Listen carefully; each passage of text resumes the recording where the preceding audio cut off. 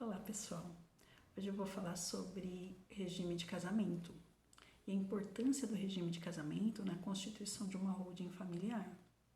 Eu vou começar falando da participação final nos aquestos. É um regime de casamento previsto no artigo 1672 do Código Civil. O bens adquirido pretérito ao casamento, ele não se comunica. Pretérito seria os bens constituídos anterior ao casamento. É um regime de casamento que ele dá uma maior liberdade administrativa sobre o seu patrimônio.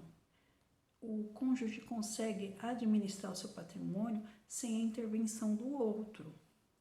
E em caso de um eventual divórcio, os bens constituídos durante o casamento, ele se comunica na proporção de metade para cada um.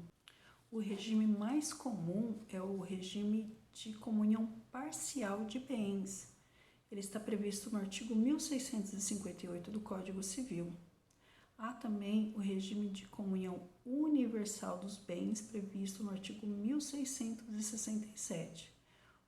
O regime de comunhão universal dos bens, até mesmo os bens adquiridos anterior ao casamento, ele se comunica, exceto aqueles bens que são gravados com cláusula de incomunicabilidade.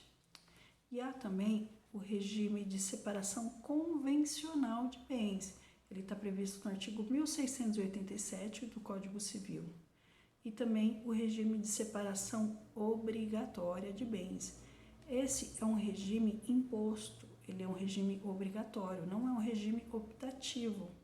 Ele é imposto pela Lei 12.344 de 2010, que impõe que pessoas a partir de 70 anos de idade, ela obrigatoriamente se casa com separação obrigatória dos bens. O Supremo Tribunal Federal, ele editou uma súmula que mesmo utilizando esse regime de casamento de separação obrigatória dos bens, os bens constituídos durante o casamento, ele se comunica sim num eventual divórcio. É importante abordar que o artigo 977 do Código Civil, ele traz uma proibição expressa.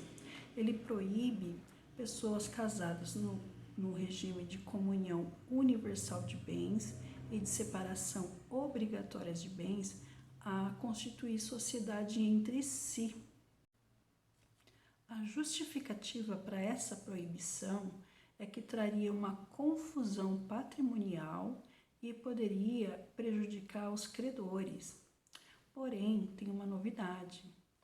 Há um projeto de lei tramitando no Senado, que é o projeto de lei 3024 de 2021. Ele visa derrubar essa proibição do Código Civil, pois é uma proibição discriminatória. Ele fere a lei de liberdade econômica, pois não há uma prova de fato que traria algum desses regimes de casamento, traria algum prejuízo a qualquer credor. Então, esse regime de casamento também não é um impeditivo para você constituir uma holding.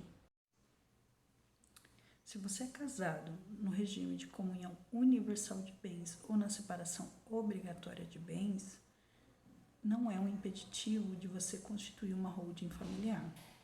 Por ser um assunto complexo, eu vou preparar um outro vídeo explicando para vocês detalhadamente.